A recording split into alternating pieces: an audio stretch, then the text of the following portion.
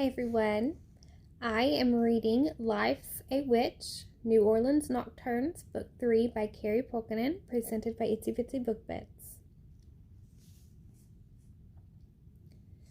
Chapter 1. Crimson Oliver was a bad witch. Not bad as in wicked. She wasn't green, most witches weren't, and she didn't run around cackling at little girls, telling them she'd get them and their little dogs too. She didn't ride a broom, and though she'd inquired about an army of flying monkeys, her request was ignored. No, Crimson didn't have a wicked bone in her body, but she was bad. Bad as in nearly every spell she tried to cast went awry, in some way or another. And that self-proclaimed badness was what had landed her in the hot seat in front of the entire council of elders in the New Orleans Coven of Witches. Crimson sat in a straight-backed wooden chair, facing a long rectangular table that occupied a 2-foot platform in the great room of 19th century mansion. Four elders flanked the high priestess, perched in a burgundy velvet armchair at the center of the table. At 5'4" with a stocky build, the priestess, Rosemary, wore her dark brown hair woven into long braids that cascaded down to her waist, and her eyes held contempt as she waited for the rest of the high-ranking witches in the coven to file into the room. Tugging at the neck of her sweater, Crimson tried to alleviate the warmth her nerves were producing. It didn't help that the thermostat was set to 85 degrees. She knew this trick. Every witch who'd ever screwed up knew Rosemary liked to turn up the heat, literally, just to watch the accused sweat. What Crimson didn't know was why. Rosemary was the most powerful witch in the coven. Sure, her moral compass could have used some fine-tuning, but her position of high priestess granted her powers no other witch could achieve, no matter how much they practiced. Powers like the ability to find another witch's magic, rendering her nothing more than human. She had everything a witch could want, so why did she take pleasure in tormenting her people? Because she's a witch with a capital B, that's why. As the last person entered the chamber, the door thudded shut, and Willow, a lanky blonde with icy blue eyes, who sat to the left of the priestess, lifted her head. "Crimson Oliver, please stand." Crimson turned her head slowly to the right and then the left before pressing her hand to her chest and mouth the word, "Me?" She sat alone, in the center of the room, for goodness sake. It wasn't as if no one could tell who was being accused. The only reason they wanted her to stand was to increase the pressure, hoping she'd crack under the weighted gazes of all those high-ranking witches. But Crimson was the queen of pressure. Her misfiring magic had landed her in enough sticky situations that she picked up everything but money and men. Pressure. Ha! She was like an Instant Pot, on steroids, when it came to pressure. She'd found herself in plenty of trouble more times than she could count, but she always found her way out of it. Well, almost always. Willow blew out a hard breath through her nose. "Please stand so you may hear the charges brought against you." "How will standing improve my hearing?" The blonde witch's mouth fell open as she looked at the priestess, and Crimson rose to her feet. That was enough pushing back for now. She rested one hand on her hip and scanned the faces of her jury. Agatha's green eyes held concern, but Fern, the red-headed fauna witch, took resting bitch face to a whole new level. Layla, the coven's second in command and advisor to the priestess, rose to her feet. Her curly black hair spilled over her shoulders and sympathy filled her gaze as she locked eyes with Crimson. "Your charges are as follows. 1. Lying under oath when questioned about the disappearance of werewolf Jackson Altuve. 2. Reckless and intentionally harmful use of magic, when you cast a spell you were unable to break. 3. Conspiring with the werewolves to cover up your misdeeds." Layla pressed her lips together and shook her head. "If found guilty, the High Priestess recommends the binding of your powers indefinitely. How do you plead?" Crimson swallowed hard, lifting her chin in defiance to maintain her composure. "I'm innocent, of course." The High Priestess finally spoke.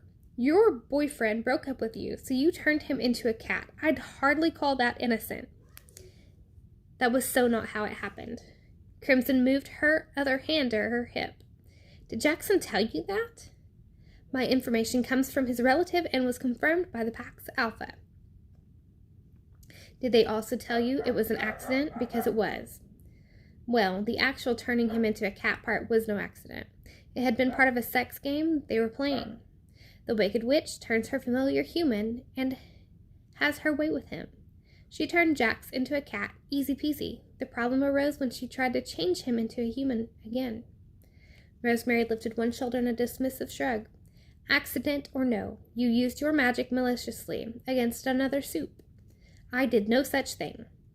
Layla cleared her throat. We've heard the accusations. Let's address them one at a time and give Crimson the opportunity to defend herself. She crossed her arms. Yes, let's. Rosemary clamped her mouth shut, nodding, and Layla continued. Did you or did you not lie under oath about Jackson's disappearance? I did not. Crimson lowered into the chair and crossed her legs. The specific questions asked were whether or not I kidnapped Jackson or put a curse on his pack. I did neither of those things. Jackson stayed with me willingly for fear of ridicule if he returned to his pack in cat form. The so-called curse the questioning referred to involved the wolves being forced shift at seemingly random times. I had no idea my attempts to change Jax back into his human form were affecting the other wolves, so no, I didn't lie about either of those things. Layla nodded. The council has reviewed the questions and answers provided. I move to dismiss the charge of lying under oath. All those in favor? Everyone on the platform raised their hand except Rosemary, of course, who made being in the coven feel like living inside the movie Mean Girls. Crimson suppressed a smile as she imagined dragging her chair up to the platform just so the priestess would say, You can't sit with us. Moving on to the charge, number 2. Reckless and intentionally harmful use of magic. Layla scanned the paper on the table. Did you or did you not turn the werewolf into a cat when he threatened to break up with you? No. Crimson clenched her teeth. If she was going to get out of this with her magic intact, she'd have to throw Jax under the bus. Sure, he might be humiliated when the truth came out, but it was better than being turned human. So you didn't turn Jackson into a cat? Oh, I did, but he agreed to it. Fern's brows disappeared into her bangs, and Agatha's eyes widened. Sorry, Jax. There's no way around it. Anyway, he'd said he'd call her, but he never did. Served him right. It was a sex game. Snickering sounded from the witches behind her, and Willow's cheeks turned pink. As Crimson explained what happened, the murmur in the audience grew louder. She twisted in her chair to stare daggers at the people making fun of her. If you find it that amusing, I can't imagine how boring your sex lives must be. Mouths fell open, and several people gasped. Crimson smirked and turned her attention back to Layla. Intentionally harmful? Absolutely not. Reckless? She cast her gaze to the ceiling for a moment and pursed her lips. Not reckless either. We planned it. The spell went wrong. That's all. It happened all the time. Crimson was bad at being a witch, but that was her lot in life, and she'd rather build on it than leave it empty. Rosemary slapped her palm on the table. And that was your third strike. I fixed it, so it doesn't count. It does. Let's move on to the final charge. Layla's soothing voice broke the tension. Did you conspire with the werewolves to cover up your misdeed? Sophie Burrows, to be specific? Sophie wasn't a werewolf when I discussed the situation with her. She didn't become one until the entire ordeal ended. Thank the goddess they didn't ask about her boyfriend, Trace. He actually was a werewolf at the time. In fact, Sophie was a witch with bound powers. If this coven were the welcoming place it used to be, we might have been able to help her. The priestess narrowed her eyes. You can skirt around the edges of these accusations all you want. It doesn't change the fact that you're an incompetent witch who's a danger to herself and others. You've already shrunk a politician's penis to the size of a Vienna sausage and made a priest speak all his thoughts aloud. Now you've almost caused a war between the witches and the werewolves. We can't risk you having powers. Layla came to her defense. She did remedy the situation without the help of the council this time. I vote she gets one more chance. The other witches nodded their agreement, and Rosemary's face pinched. Without the help of the council, maybe, but not without the help of another witch, a dead one. The whispering behind her grew into a murmur, and Crimson shot to her feet. It's true! I needed to channel the magic of a fauna witch, so I convinced a necromancer to summon the spirit of a powerful one. With her assistance, I solved the problem without inconveniencing the coven in the slightest. Rosemary stood, leaning her hands on the table and looming her authority over the coven. We almost went to war for your incompetence. You'd love a war. You get off on all this power. Everyone can see that. You're high priestess over a coven that cowers beneath your rule. Straightening, Rosemary clasped her hands and nodded slowly. Your inability to break the spell on your own is a symbol of your ineptitude. As high priestess of this coven, I demand your powers be bound at once. She cast her gaze to the witches on her right, then her left. Does anyone oppose?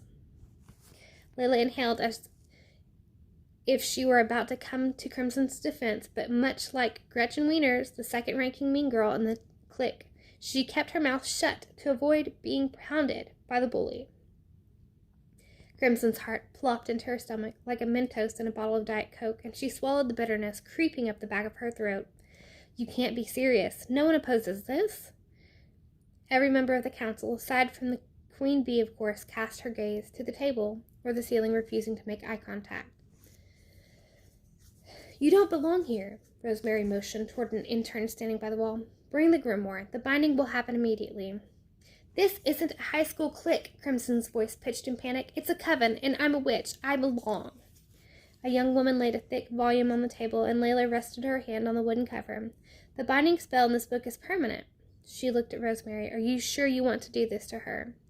The priestess sneered. Absolutely positive. It's past time a threat like her was neutralized. A threat? Seriously? What did this woman have against her? Rosemary had always been a snob, but the moment she was elected high priestess, she'd made it her mission to make Crimson's life miserable. Crimson could admit she wasn't the best at casting spells. On her deathbed, her mother had unbound all of her magic in a rush. Crimson was just a child, and something had gone wrong. It was the only explanation for her skewed magic, and it wasn't her fault. The other witches took pity on Crimson, which annoyed the hell out of her, but Rosemary treated her like a mangy mutt who wouldn't get off her doorstep. Let's see, where is that spell? Oh, here it is. The priestess tugged on a ribbon and opened the book to the exact page. You had it bookmarked, Crimson gasped. Rosemary knew. She knew she'd find a way to force the council to agree with her, to at least not oppose her. She always did. The coven trembled in fear with Rosemary as their leader, and her reign of terror needed to end. Fisting her hands at her sides, Crimson stood and summoned her courage, or maybe her stupidity. The jury was still odd on that one, and sent her words up in prayer. In the name of the goddess Morrigan, I denounce your authority and hereby invoke the Supremacy Challenge Law. Rosemary scoffed. You can't do that. You're on trial. Crimson lifted her chin defiantly and pressed her palms together. Morrigan, goddess of battle and sovereignty, with your blessing, I call for the Supremacy Challenge to be granted. The lights flickered, the energy in the room growing electric, as the silence descended so deafening you could have heard a leprechaun scratch his ass. Crimson's arms' hairs stood on end, and no one dared utter a breath as the goddess's decision charged the air. In unison, every mouth in the room opened and said, So mote it be. A collective gasp followed the proclamation, and Crimson's head spun like she was on a merry-go-round at top speed. What had she done? Rosemary stared blankly ahead, her eyes wide as hula hoops, no doubt in just as much shock as Crimson that the goddess granted her request. A supremacy challenge hadn't been issued in the past 100 years, and now Crimson, of all people, was to go up against the High Priestess in a battle of magical skill. What the hell was she thinking? This pairing was like a chihuahua versus a pit bull. It didn't matter how much fight Crimson had in her, Rosemary would chew her up and spit her out like a stick of fruit-striped gum.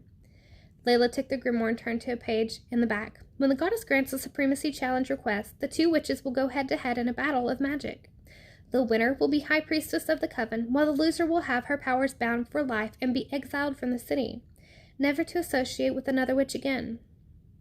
According to tradition, you have 1 month to prepare for the challenge. She looked at Crimson, and you can't channel another witch's magic to win.